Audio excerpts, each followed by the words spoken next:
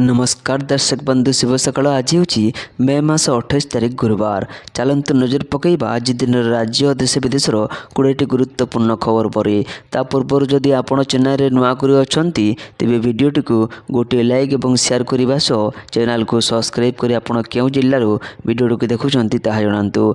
आज प्रथम खबर, राशन कार्डधारी केंद्र सरकार बड़ घोषणा। 80 कोटी जनता मोदी बड़ उपहार। राशन को नहीं आसला नुआ निष्पत्ति। प्रधानमंत्री नरेंद्र मोदी अध्यक्षतार अनुष्ठित केंद्र कैबिनेट बैठक में एक गुरुत्वपूर्ण निष्पत्ति निष्पत्ति सीधा सड़क 80 कोटी राशन ग्रहणकारी को प्रभावित कर। सरकार राशन व्यवस्था पीडीएस साधारण बंटन व्यवस्था संपर्क में एक गुरुत्वपूर्ण निष्पत्ति नहीं। सार्थक पीडीएस योजना आरंभ करा संपूर्ण योजन प्राय 25,530 कोटी खर्च हो। केंद्र कैबिनेट बैठक पर अश्विनी वैष्णव घोषणा करथिले जे देशर 80 कोटी लोकं को राशन जगाइबा पई एक कार्यक्रम चली। अर्थपूर्ण पीडीएस योजन में 3टी परिवर्तन करा एथिरे राज्य सरकार को समर्थन करने, प्रजुक्ति विद्यार उपयोग करने और वर्तमान पीडीएस हिताधिकारी को पंजीकरण करने एआई व्यवहार करने अंतर्भुक्त। परवर्ती खबर, पुणी थे एचडीएफसी बैंकर 30,000 कोटी टंका स्वाहा। बुधवार दिन कारबार रे भारतीय द्वितीय सर्वाधिक मूल्यवान तालिकाभुक्त संस्था एचडीएफसी बैंक लिमिटेड शेयर 2% अधिक ह्रास पाई। ह्रास बैंकर बजार पुंजी को ह्रास करिछि, अर्थात वर्तमान यह 30,000 कोटी ह्रास पाई। यार अर्थ होउछि एचडीएफसी बैंकर शेयर गुड़िक ह्रास जो यार भैल्युएसन गोटे झटकार 30,000 कोटी ह्रास पाई। परवर्ती खबर, खाइबा तेलर अनियमितता पैकेजिंग बंद। सबु कंपानी निर्दिष्ट ओजनर पैक आणवे ग्राहकों को तुलना करने सहज हो। खाइबा तेल पैकेट रे रहउथिबा असंगत को नहीं असंतोष बढ़िबारु केंद्र सरकार यह व्यवस्था पर रोक लगाइबा विषय में विचार करुछंती। पुणी थे सबु कंपानी निर्दिष्ट ओजनर मानक लागू करा जिवो। वर्तमान बजार में बिक्री होतिबा अधिकांश खाइबा तेल पैकेट समान देखा जाउथिले मध्य सेथिरे असमान तेल रहुछि। एका देखा जाउथबा पैकेट गुड़िक 650 ग्राम, 700 ग्राम और 800 ग्राम, 850 ग्राम और 770 ग्राम भली भिन्न भिन्न ओजनर तेल रहुछि। तेणु ग्राहक मैंने प्रकृत में केते तेल पाई केते पैसा देउछंती ताहा जानि पारु नाहंती। वर्ती खबर, कमिला पेट्रोल दर। राज्य में कमिला पेट्रोल दर। भुवनेश्वर में आज तैल दर में सामान्य ह्रास पाई। भुवनेश्वर में पेट्रोल दर 8 पैसा कमी लिटर पिछा 108 टंका होइछि। सेहीपरि गत 24 घंटा मध्य डीजेल दर 8 पैसा कमी लिटर पिछा 100 टंकार पहुंची। अन्य पक्षी कटक पेट्रोल दर 31 पैसा कमी 109 टंका होता बेले डीजेल दर 30 पैसा ह्रास पाई 100 टंकार बिक्री होउछि। परवर्ती खबर, बीएसएनएल बड़ धमाका। मात्र 51 टंकार अनेक फायदा। 70 दिन वैधता सह 210 जीबी डाटा। बीएसएनएल निजर कोटी कोटी ग्राहकों एक जबरदस्त प्लान बाजार को आनी, जो यूजर्स मानक 70 दिन वैधता मिलूँ। भारत संचार निगम लिमिटेड ए प्लान रे ग्राहकों को अनलिमिटेड कॉलिंग, प्रचुर डाटा एवं मागणा एसएमएस सहित अनेक दमदार सुविधा प्रदान करा जाउछि। गत किछि वर्ष हेब बीएसएनएल घरोई टेलिकम कंपनी गुडी को कड़ा टक्कर देवा आरंभ करिछि। सरकार मध्य सरकारी टेलिकम ऑपरेटर रे भित्तिभूमि को सुदृढ़ करबा पई बड़ पदक्षेप नेइछंती। कंपनी नेटवर्क को अधिक भल करबा पई देश सारा लक्ष लक्ष 4G 5G मोबाइल टावर स्थापन करिछि। या सहित कंपनी खूब शीघ्र निजर 5G सेवा मध्य लॉन्च करने को जाउछि। भारत संचार निगम लिमिटेड निकट में आउ एक 51 टंकिया सस्ता रिचार्ज प्लान बजार को आनी। प्रीपेड प्लान यूजर्स को संपूर्ण गोटे मास वैधता मिली है। आकर्षणीय प्लान रे अनलिमिटेड मागणा कॉलिंग सहित प्रतिदिन 2 जीबी डाटा प्रदान करा जाउछि। बीएसएनएल विशेषकर नुआ ग्राहकों को आकर्षित करने स्पेशल प्लान उपस्थापन करिछि, जेपरि कंपनी निज नेटवर्क रे अधिकरु अधिक नुआ यूजर्स को जोड़ी पारिबो। परवर्ती खबर, शीघ्र चलिबो प्रथम हाइड्रोजन ट्रेन। स्वदेशी ज्ञान कौशल रे विकास करा जायतिबा देशर प्रथम हाइड्रोजन ट्रेन खूब शीघ्र हरियाणा जिंद सोनीपत सेक्शन रे चलिबो। ए ट्रेन रे 10टी डब्बा और 1200 किलोवाट इंजिन रहिछि। यह घंटा प्रति 75 किमी बेग रे गति करिबो। वर्तमान अमेरिका, जर्मनी, जापान और चीन भली किछि हाथ गणनी देश में एभली ट्रेन चलुची। खूब शीघ्र भारत से क्लब रे सामिल होगा जाउची। हाइड्रोजन फ्यूएल सेल प्रजुक्ति विद्या उद्यान ବ୍ୟବହାର କରି ରାସାୟନିକ ପ୍ରକ୍ରିୟାରେ ମାଧ୍ୟମରେ ବିଦ୍ୟୁତ୍ ଉତ୍ପାଦନ କରିଥାଏ। ଏହି ପ୍ରକ୍ରିୟାରେ କେବଳ ଜଳୀୟ ବାଷ୍ପ ନିର୍ଗତ ହୁଏ, ତେଣୁ ଏହା ପାରମ୍ପରିକ ଜୀବାଶ୍ମ ଇନ୍ଧନର ଏକ ସ୍ୱଚ୍ଛ ବିକଳ୍ପ ହୋଇପାରିବ। ଟ୍ରେନ୍ର ନିରବଚ୍ଛିନ୍ନ ଚଳାଚଳ ପାଇଁ ହାଇଡ୍ରୋଜେନ୍ ଗଚ୍ଛିତ ରଖିବା ଲାଗି ଏକ ଭଣ୍ଡାର ବିକାଶ କରାଯାଇଛି। ସେଥିପାଇଁ ସମସ୍ତ ପ୍ରକାର ସୁରକ୍ଷା ପଦକ୍ଷେପ ଗ୍ରହଣ କରାଯାଇଛି। ଯେକୌଣସି ପ୍ରକାର ଅପ୍ରୀତିକର ପରିସ୍ଥିତିର ମୁକାବିଲା ପାଇଁ ମଧ୍ୟ ପ୍ରସ୍ତୁତ ହୋଇଛି। ପରବର୍ତ୍ତୀ ଖବର, 2027 ଏସିଆନ୍ ଚାମ୍ପିଅନସିପ୍ ଆୟୋଜନ କରିବ ଓଡ଼ିଶା। ଓଡ଼ିଶାକୁ ମିଳିଲା ଆଉ ଏକ mega global event. 2027 Asian championship ଓଡ଼ିଶାକୁ ମିଳିଛି। ଏସିଆନ୍ ଇନଡୋର୍ ଆଥଲେଟିକ୍ସ ଚାମ୍ପିଅନସିପ୍ 2027ର ଆୟୋଜନ କରିବ ଓଡ଼ିଶା। ହଂକଂରେ ନ୍ୟାୟ କଲା ବଡ଼ ନିଷ୍ପତ୍ତି। ବିଶ୍ୱ କ୍ରୀଡ଼ା ଜଗତରେ ଓଡ଼ିଶାର ସୁନାମ ପୁଣି ଥରେ ଶୀର୍ଷକୁ ଛୁଇଁଛି।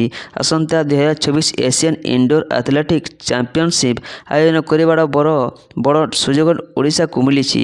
ଓଡ଼ିଶା ସହିତ ଚଣ୍ଡିଗଡ଼କୁ 2028 ଏସିଆନ୍ ରିଲେରେ ଆୟୋଜନ ଦାୟିତ୍ୱ ମଧ୍ୟ ମିଳିଛି। ପରବର୍ତ୍ତୀ ଖବର, ବଢ଼ିପାରେ ବସ୍ ଭଡ଼ା, ଡିଜେଲ ଦର ବୃଦ୍ଧି ମଧ୍ୟରେ ଭଡ଼ା ବୃଦ୍ଧି ଦାବି କଲା ଘରୋଇ ବସ୍ ମାଲିକ ସଂଘ।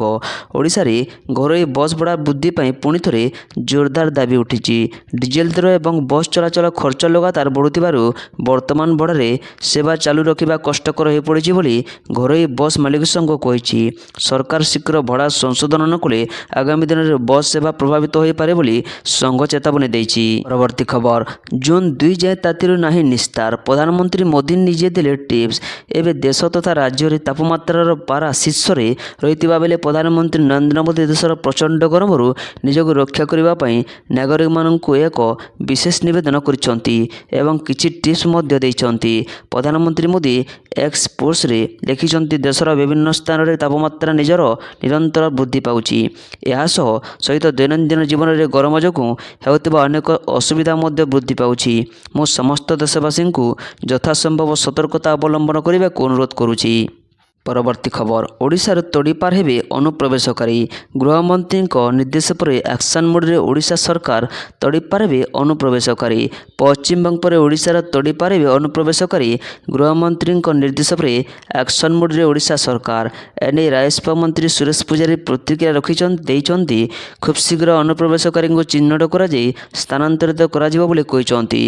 ପରବର୍ତ୍ତୀ ଖବର, ଆଜିଠୁ ଯୁକ୍ତ 3 ନାମଲେଖା ଆବେଦନ। ଜୁଲାଇ 9ରୁ ପାଠପଢ଼ା ଆରମ୍ଭ। ସ୍ନାତକ ଯୁକ୍ତ 3ରେ ନାମଲେଖା ପାଇଁ ବୁଧବାରଠୁ ଅନଲାଇନ୍ ଆବେଦନ ଆରମ୍ଭ। ଜୁନ୍ 10 ତାରିଖ ରାତ୍ରି 11:45 ଯାଏଁ ଆବେଦନର ସୁଯୋଗ ରହିବ। ଜୁନ୍ 17 ତାରିଖରେ ପ୍ରଥମ ପର୍ଯ୍ୟାୟ ନାମଲେଖା ମେଧା ତାଲିକା ପ୍ରକାଶ ପାଇବ। ଜୁନ୍ 17ରୁ 27 ତାରିଖ ମଧ୍ୟରେ ଚୟନ ହୋଇଥିବା ଛାତ୍ରଛାତ୍ରୀମାନେ ଚାହିଁଲେ ସ୍ଲାଇଟ୍ ଫ୍ରିଜ୍ କିମ୍ବା ପ୍ଲୋଟ୍ ଅପସନ୍ ସହ ନାମଲେଖା ପାଇଁ ଅନଲାଇନ୍ ଫି ଦାଖଲ କରିପାରିବେ। ଜୁନ୍ 18ରୁ 20 ତାରିଖ ମଧ୍ୟରେ ପ୍ରଥମ ପର୍ଯ୍ୟାୟ ନାମଲେଖା ହେବ। ଜୁନ୍ 9 ତାରିଖରୁ ପାଠପଢ଼ା ଆରମ୍ଭ ହେବ। ଏନେଇ ଉଚ୍ଚଶିକ୍ଷା ବିଭାଗ ପକ୍ଷରୁ ବିଜ୍ଞପ୍ତି ପ୍ରକାଶ ପାଇଛି। ପରବର୍ତ୍ତୀ ଖବର, ବଛା ହେବେ ଓଡ଼ିଶା ବିଧାନସଭାର ଶ୍ରେଷ୍ଠ ବିଧାୟକ। ବାଚସ୍ପତିଙ୍କ ଅଧ୍ୟକ୍ଷତାରେ ଚୟନ କମିଟି ଗଠିତ। ଓଡ଼ିଶା ବିଧାନସଭାର ଶ୍ରେଷ୍ଠ ବିଧାୟକଙ୍କ ଚୟନ ପାଇଁ କମିଟି ଗଠନ। ଓଡ଼ିଶା ଶ୍ରେଷ୍ଠ ବିଧାୟକ ପୁରସ୍କାର 2002ର ନିୟମ 3 ଅନୁଯାୟୀ ବାଚସ୍ପତିଙ୍କ ଅଧ୍ୟକ୍ଷତାରେ ସଦସ୍ୟମାନଙ୍କୁ ନେଇ ଏକ କମିଟି ଗଠିତ ହୋଇଛି। ଏହି କମିଟି ବିଧାନସଭାର ଶ୍ରେଷ୍ଠ ବିଧାୟକ ପୁରସ୍କାର ପାଇଁ ମନୋନୀତ କରିବ। ପରବର୍ତ୍ତୀ ଖବର, ଓଡ଼ିଶା ପୁଲିସରେ ବଡ଼ ନିଯୁକ୍ତି ସୁଯୋଗ। 7,664 ପଦବୀରେ ହେବ ଭର୍ତ୍ତି। ଓଡ଼ିଶା ପୁଲିସ ନିଯୁକ୍ତିକୁ ନେଇ ରାଜ୍ୟ ସରକାର ଏକ ବଡ଼ ନିଷ୍ପତ୍ତି ନେଇଛନ୍ତି। ରାଜ୍ୟ ଗୃହ ବିଭାଗ ପକ୍ଷରୁ ଜାରି ଏକ ଅଧିକୃତ ଆଦେଶ ଅନୁଯାୟୀ କନେଷ୍ଟବଳଠାରୁ ଆରମ୍ଭ କରି ସବ୍ ଇନ୍ସପେକ୍ଟର ପର୍ଯ୍ୟନ୍ତ ମୋଟ 7,664ଟି ଖାଲି ପଦବୀର ନିଯୁକ୍ତି ପ୍ରକ୍ରିୟା ଏବେ Odisha uniform services fast selection commission ମାଧ୍ୟମରେ କରାଯିବ। 4,229 ସିଭିଲ୍ କନେଷ୍ଟବଳ ଏବଂ 2,212 OISF କନେଷ୍ଟବଳ ପଦବୀ ପୂରଣ ହେବ। ସେହିପରି 300 କନେଷ୍ଟବଳ ଏବଂ 933 AI ପଦବୀ ପୂରଣ ହେବା ପାଇଁ ଚିଠି କରାଯାଇଛି। ପରବର୍ତ୍ତୀ ଖବର, ଆରମ୍ଭରୁ ଠକିଲା ମୌସୁମୀ, ଛୁଇଁଲାଣି କେରଳ। IMD କହିଥିଲା 24 ମେ। ଚଳିତ ବର୍ଷ ସୁପର ଏଲ୍‌ନିନୋ ପ୍ରଭାବରେ ମୌସୁମୀ ବର୍ଷା ଅନିୟମିତତା ଓ କମିବା ଆଶଙ୍କା କରାଯାଉଛି। ଏଭଳି ସ୍ଥିତିରେ ଆରମ୍ଭରୁ ଠକିଛି ମୌସୁମୀ।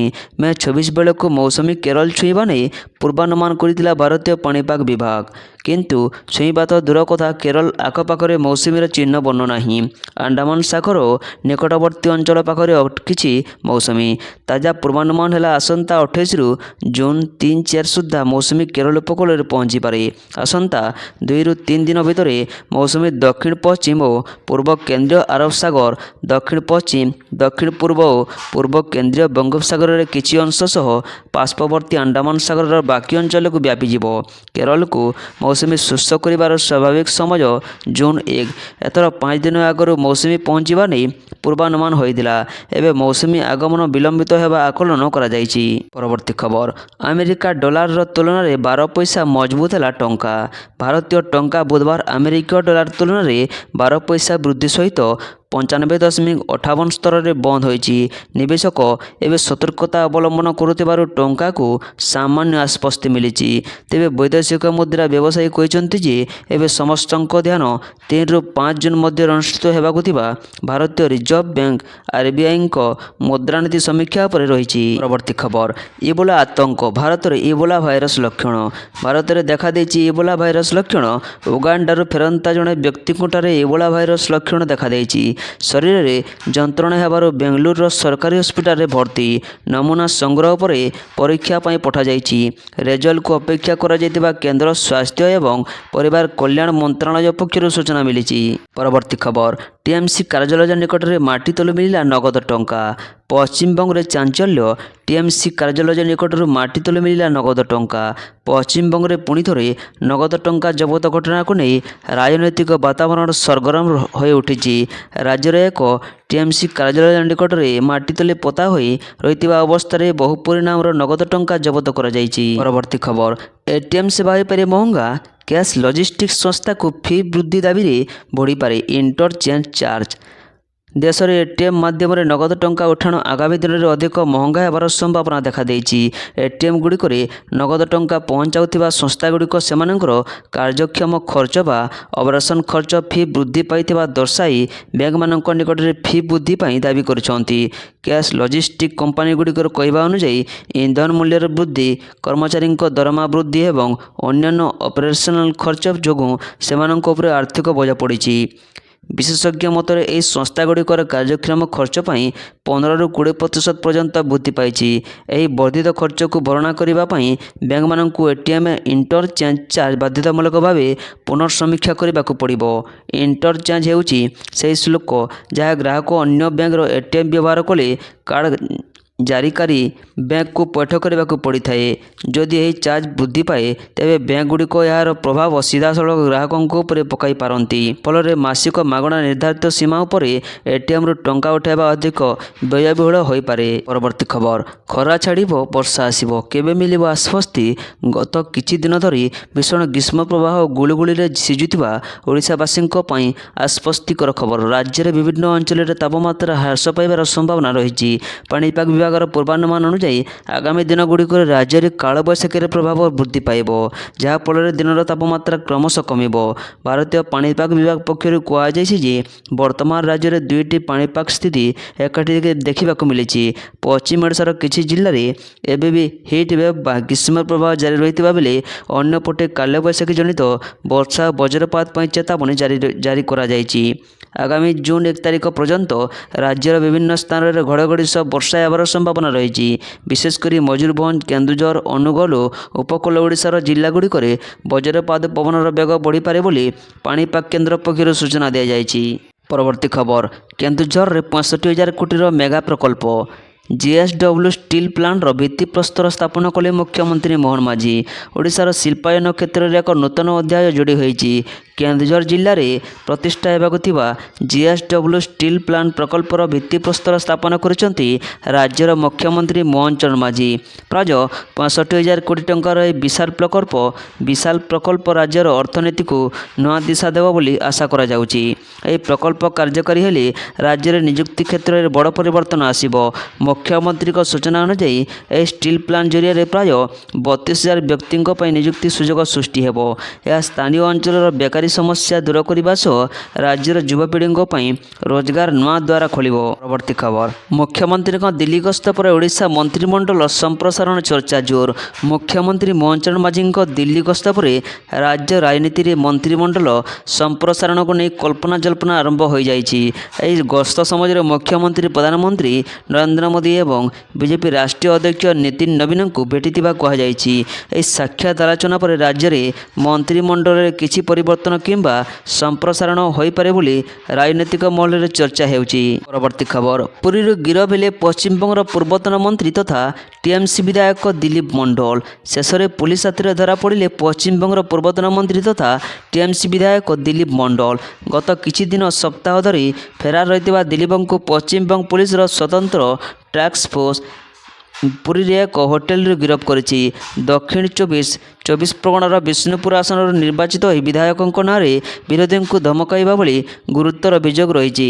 ପରବର୍ତ୍ତୀ ଖବର, ବଛା ହେବେ ଓଡ଼ିଶା ବିଧାନସଭାର ଶ୍ରେଷ୍ଠ ବିଧାୟକ। ଗଠିତ ହେଲା ଉଚ୍ଚସ୍ତରୀୟ କମିଟି। ଶ୍ରେଷ୍ଠ ବିଧାୟକ ଚୟନ ପାଇଁ କମିଟି ଗଠନ। ଓଡ଼ିଶା ବିଧାନସଭାର ଶ୍ରେଷ୍ଠ ବିଧାୟକ ଚୟନ ପାଇଁ ଏକ ଉଚ୍ଚସ୍ତରୀୟ କମିଟି ଗଠନ କରାଯାଇଛି। ଓଡ଼ିଶା ବିଧାନସଭା ସଚିବାଳୟ ପକ୍ଷରୁ ଜାରି ହୋଇଥିବା ବିଜ୍ଞପ୍ତି ଅନୁସାରେ ଓଡ଼ିଶା ବେଷ୍ଟ ଲେଜିସ୍ଲେଟର ଆୱାର୍ଡ ରୁଲ୍ସ 2002 ଅନୁଯାୟୀ ଏହି କମିଟି ଗଠନ ହୋଇଛି। ଓଡ଼ିଶା ଶ୍ରେଷ୍ଠ ବିଧାୟକ ପୁରସ୍କାର 2002ର ନିୟମ 3 ଅନୁଯାୟୀ ବାଚସ୍ପତିଙ୍କ ଅଧ୍ୟକ୍ଷତାରେ ସଦସ୍ୟମାନଙ୍କୁ ନେଇ ଏକ କମିଟି ଗଠିତ ହୋଇଛି। ପରବର୍ତ୍ତୀ ଖବର, IPL 2024 ବୈଭବଙ୍କ ଧମାକା। ହାଇଦ୍ରାବାଦକୁ ହରାଇ 2 କ୍ୱାଲିଫାୟରରେ ରାଜସ୍ଥାନ। ବୈଭବ ସୂର୍ଯ୍ୟବଂଶୀଙ୍କ ଧମାକା ପରେ ବୋଲରଙ୍କ ଶାଣିତ ବୋଲିଂ IPL 2024ର ଏଲିମିନେଟର ମ୍ୟାଚ୍ରେ ବାଜି ମାରିଲା ରାଜସ୍ଥାନ ରୟାଲ୍ସ। ହାଇ ସ୍କୋରିଂ ମ୍ୟାଚ୍ରେ ରାଜସ୍ଥାନ ସନରାଇଜର୍ସ ହାଇଦ୍ରାବାଦକୁ 47 ରନରେ ହରାଇ ଦ୍ୱିତୀୟ କ୍ୱାଲିଫାୟରରେ ପ୍ରବେଶ କରିଛି। ଏହା ସହିତ ମେ 29ରେ ଦ୍ୱିତୀୟ କ୍ୱାଲିଫାୟରରେ ଗୁଜରାଟ ଟାଇଟନ୍ସକୁ ଭେଟିବ ରାଜସ୍ଥାନ ରୟାଲ୍ସ। ପରବର୍ତ୍ତୀ ଖବର, ଆଜିର ସୁନା ଦର। ରୂପା ଦର ସ୍ଥିର ଥିବାବେଳେ କମିଛି ସୁନା ଦାମ। ଜାଣନ୍ତୁ କ'ଣ ରହିଛି ଆଜିର ମୂଲ୍ୟ। ଗହଣା କିଣିବା ପୂର୍ବରୁ ନଜର ପକାନ୍ତୁ କେଉଁ ସହରରେ କେତେ ରହିଛି ସୁନା ଦର। ତେବେ ଯଦି ଆପଣ ଆଜି ସୁନା କିଣିବାକୁ ଚାହୁଁଛନ୍ତି ବା ଯୋଜନା କରିଛନ୍ତି ତେବେ ପ୍ରଥମେ ଜାଣିନିଅନ୍ତୁ ଆଜିର ସୁନା ଦର। ଆଜି ଭାରତୀୟ ବଜାରରେ 24 କ୍ୟାରେଟ ସୁନା 1,45,290 ଟଙ୍କା ରହିଛି। ସେହିପରି 22 କ୍ୟାରେଟ ସୁନା ଦର 1,45,100 ଟଙ୍କା ଛୁଇଁଛି। ସେହିପରି ରାଜଧାନୀ ଭୁବନେଶ୍ୱରରେ 24 କ୍ୟାରେଟ ସୁନାର ମୂଲ୍ୟ 10 ଗ୍ରାମ ପିଛା 1,58,290 ଟଙ୍କା ରହିଥିବା ବେଳେ 22 କ୍ୟାରେଟ ସୁନାର ମୂଲ୍ୟ 1,45,100 ଟଙ୍କାକୁ ପହଞ୍ଚିଛି। ଅନ୍ୟପଟେ ରୂପାର ମୂଲ୍ୟ କିଲୋ ପିଛା 2,85,000 ଟଙ୍କା ହୋଇଛି। ପରବର୍ତ୍ତୀ ଖବର, ମମତା ବାନାର୍ଜୀ ଏବଂ ଅଭିଷେକଙ୍କ ବିରୋଧରେ FIR। ନିର୍ବାଚନରେ ପରାଜୟ ପରେ ବଢ଼ିଲା ସମସ୍ୟା। ପଶ୍ଚିମବଙ୍ଗ ବିଧାନସଭା ନିର୍ବାଚନରେ ପରାଜୟ ପରେ ତୃଣମୂଳ କଂଗ୍ରେସ TMCର ସୁପ୍ରିମୋ ତଥା ପୂର୍ବତନ ମୁଖ୍ୟମନ୍ତ୍ରୀ ମମତା ବାନାର୍ଜୀ ଏବଂ ଦଳର ଜାତୀୟ ସାଧାରଣ ସମ୍ପାଦକ ଅଭିଷେକ ବାନାର୍ଜୀଙ୍କ ଅସୁବିଧାରେ ବଢ଼ିବାରେ ଲାଗିଛି। ଉଭୟ ନେତାଙ୍କ ବିପକ୍ଷରେ ଉତ୍ତେଜନାପୂର୍ଣ୍ଣ ବୟାନ ଦେଇଥିବା ଅଭିଯୋଗରେ ମାମଲା ଦାୟର ହୋଇଛି। ପରବର୍ତ୍ତୀ ଖବର, ବୁଝାମଣାରେ ଆସିଲା ବଡ଼ ଅପଡେଟ୍। ଆମେରିକା ହଟାଇବ ନାକାବନ୍ଦୀ, ହରମୁଜ ଖୋଲିବ ଇରାନ। ମଜବୁତ ସତ୍ୟାପନ ବିନା କୌଣସି ପଦକ୍ଷେପ ଗ୍ରହଣ କରିବ ନାହିଁ ଇରାନ ମାସକ ମଧ୍ୟରେ ହରମୁଜ ପ୍ରଣାଳୀ ଦେଇ ବାଣିଜ୍ୟିକ ଜାହାଜ ଚଳାଚଳକୁ ଯୁଦ୍ଧ ପୂର୍ବ ସ୍ଥିତିକୁ ଆଣିବ ଆମେରିକା। ନୌସେନା ନାକାବନ୍ଦୀ ସମାପ୍ତ କରିବ ଯଦି 60 ଦିନ ମଧ୍ୟରେ ଚୂଡ଼ାନ୍ତ ବୁଝାମଣା ହୋଇଯାଏ, ତେବେ ଏହାକୁ ଜାତିସଂଘ ସୁରକ୍ଷା ପରିଷଦରେ ବାଧ୍ୟତାମୂଳକ ପ୍ରସ୍ତାବ ଭାବେ ଗୃହୀତ କରାଯାଇପାରେ। ଇରାନ ସରକାରୀ ଟେଲିଭିଜନ ଅନୁସାରେ ଆମେରିକା ସହ ଜାରି ଯୁଦ୍ଧ ସମାପ୍ତ କରିବାକୁ ଏକ ବୁଝାମଣା ଜ୍ଞାପନ MOUର ପ୍ରାରମ୍ଭିକ ଚିଠା ପ୍ରସ୍ତାବ ପ୍ରସ୍ତୁତ ହୋଇଛି।